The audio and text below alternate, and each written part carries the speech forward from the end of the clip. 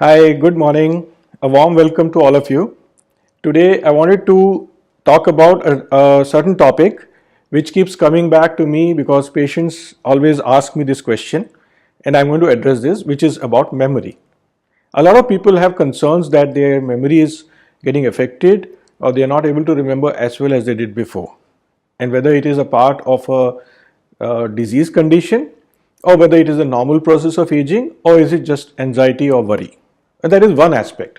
The other aspect is when somebody is trying to improve his or her memory in terms of exam performance. We study and we read, and I went through so much of education, nearly 15 years of studying, and I always used to face this issue that sometimes I would read a lot and then not remember everything.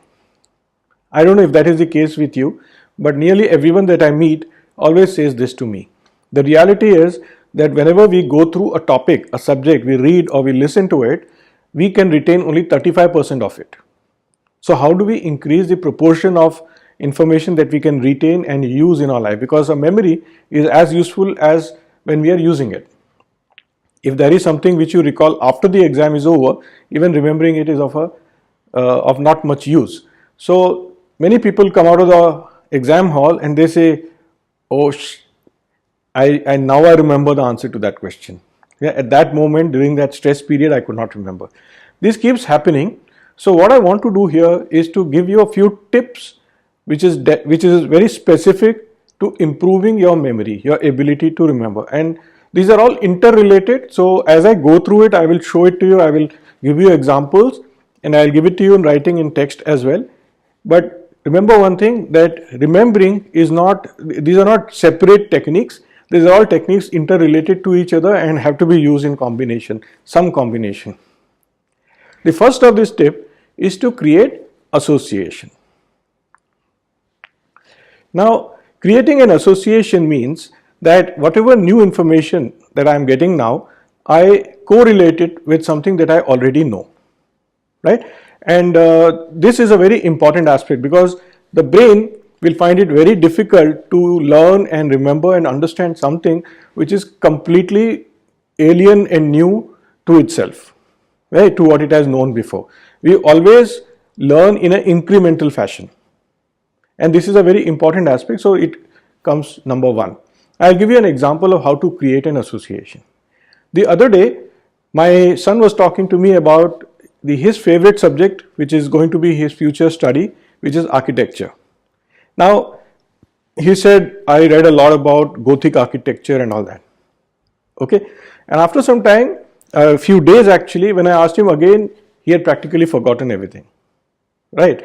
So then we did an exercise. What we did was, we started discussing.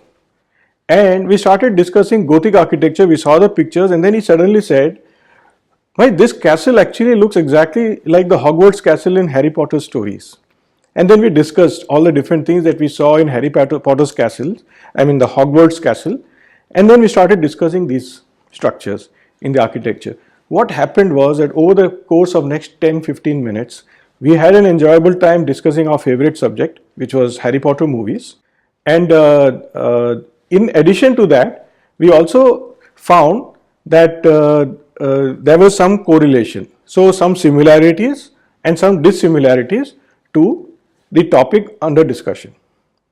And when we made this association, now he can remember exactly what is there in the Gothic architecture in detail. So this is the topic about how to improve your memory, how to remember better by creating associations. The number two is creating some sort of mnemonic or acronym. And I'll give you examples of this. It's a very simple thing. Actually, it's like writing poetry or creating some sort of, link to something that you enjoy doing, but at the same time creating an acronym. Now, I've gone through medical education, and in medicine, we had any number of acronyms and mnemonics and stuff. I had personally many, and as a group of students, we had many. So I'll give you few examples. Some are very colloquial, like when I was in West Bengal, so it is in the Bengali language. So not very easy to correlate for you, but muscular insertions, we would take the first letter of each muscle and then make a poetry out of that, and which is a typical example. I remember that when we went for our medicine department, one of the great professors there, he gave us a mnemonic for examination of the nervous system. He said, the nervous system, how do you examine? Then he created a story around it. He said, when we go to school, what is the degree we used to get? Some said SSC. He said, in the past, there was something called PSC. So he wrote PSC. Then he said, when we go to the UK, what are the degrees you get? So somebody said FRCS, somebody said MRCP, somebody said MRCS. He said MRCS. So he wrote on the board in vertical letters, PSC and MRCS. Then he added one S to PS, so he made it PSSC. Then to MRCS he added G and T, so he made it PSSC MRCS GT. Then with each of the letters he created a mnemonic. He said P is for psyche, mind, S is for spine and cranium, the second S is for speech, C is for cranial nerve, and so on. Now if you see, till date I remember it. That is how good that mnemonic was. So as I was mentioning about mnemonics, let me give you another example of my own personal mnemonic. It's not very clever or intelligent or something. It is something very personalized, which is why I remember till date. And in the last one, when I was discussing about my professor telling that it's not a very high intelligence stuff or something, but he just created a story around it. He created an acronym and he described it in such a way that 35 years down I still remember it. Of course, not just because he took a class that day and told us, but because I used it. I've been trained in neurology, so for the last 20 years I've been using that also, right? So it's an acronym which I found very useful in my life. And there are many examples. I'll give you one which is a personal example. For example, there are two kinds of liver enzymes. Okay, one is called aspartate transaminase and one is called alanine transaminase. Now, I find always the greatest difficulty in remembering which is the enzyme which is very specific for liver disease and which is specific for say hepatitis and which is specific for alcoholic liver damage. Now, what I know is that SGPT is specific for hepatitis, SGOT is specific for alcohol liver disease. There is a slight difference. Now, how do I remember? So I created my own mnemonic. I said SO and LP. So LP. So if you don't remember, you do an LP. So LP. This was my joke with myself. But LP is ALT is SGPT. And AST, that is aspartate transaminase, is SGOT. Now this is a simple mnemonic, not very clever. But if you see, it's been 30 years since I created that. I used it a few times, but it's a very simple stuff which I remember till date. Now this is for students, especially for students. So when you don't remember something, create an acronym, create a little story, play with it, and you'll remember it. So the second one, mnemonics and acronyms. The third one is visualization. And here we need to be very creative. Actually, part of what I described earlier, where my son actually we discussed the Hogwarts castle and all that, that includes visualization. Like you start thinking, how is it similar to something else? So I keep doing that all the time. If I see a picture of a slide, say the liver or the brain, I try to correlate it with something. Oh, this looks like clouds. Or when I look at clouds, I say, oh, that looks like the kidney nephron and stuff like that. So when I keep doing this, I use my imagination a lot. And because I do that, I keep reinforcing my memory by using visualization. Now I'll give you an example of a visualization which I did in my student days and which has stayed with me till date. It's so powerful. Now I used to read from Gray's Anatomy. It's one of the biggest tomes in medicine. Nobody actually reads it. Everybody reads notes. But I was a kind of, I was a professorial student. I would go to the Gangotri of everything. I would read everything. The biggest textbook which is possible. Like when I used to read medicine, everyone was reading notes of Davidson. I was reading Harrison. So what I did for anatomy, instead of reading Priyada ka note, I read Grey's Anatomy. Okay, so I was an unusual mad guy, but let me share with you actually what I wanted to share here. It's that when I was reading the middle ear anatomy, okay, even in the text it's mentioned, okay, it's like a room. Now middle ear is actually like a room, not exactly a rectangular cuboid kind of room, but it is a space. Now I thought, okay, let this room be a middle ear and I am sitting inside it, and now I am looking at what are the structures. And as in the text it is described, there is a tympanic membrane on this side, there is some end plate, something over there. I don't actually remember now because I have not used it much, but there is an opening of the eustachian tube below on the floor here and stuff like that. Then over a period of time I learned, okay, this specific nerve over there and going into the floor over there, and the artery actually starts in this wall and then goes to this wall and goes like that. Now when I visualized it like that, it got fixed in my mind. Now if I had been studying in ENT subject, then I would have done this many times. I would have, been operating in that particular subject as well. So this would have got more and more reinforced. But the point is, visualization is a very powerful technique.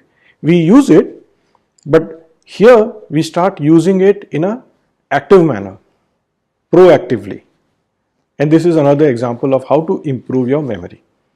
This brings me to the next one, which I already kept mentioning earlier. So as you can see, all of these are interrelated.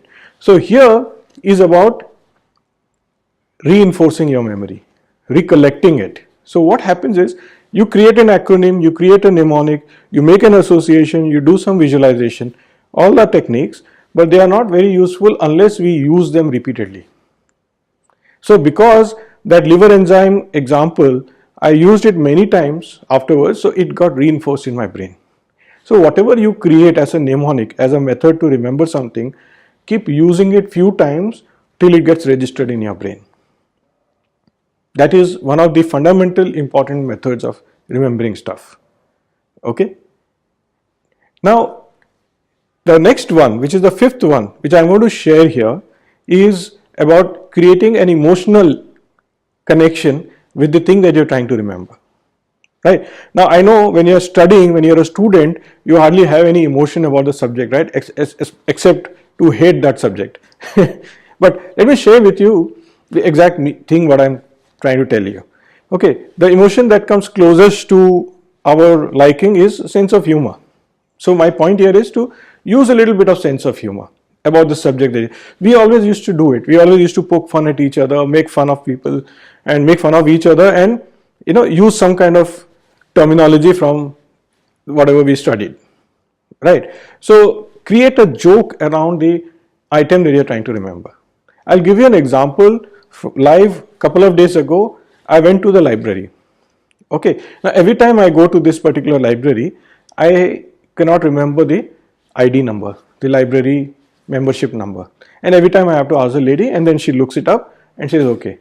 So she has her own method to look it up. This time I said, doesn't look good, I keep asking, let me try and find out a way to make sure that I don't forget again. Okay, now she told me the number is 12278. Then I said, ma'am, is that your date of birth? Okay, she looked at me, the way ladies will look if you ask them their age. How can you ask, right? I said, no ma'am, I'm really asking, were you born on the 12th of February 1978? She said no, and you should not be asking.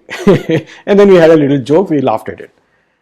In that process, it has gone into my memory. I know the number is 12278. It's exactly like 12th of February 1978. Because I created a joke, I put some meaning into that term, and I had a little fun with that lady. We laughed at it.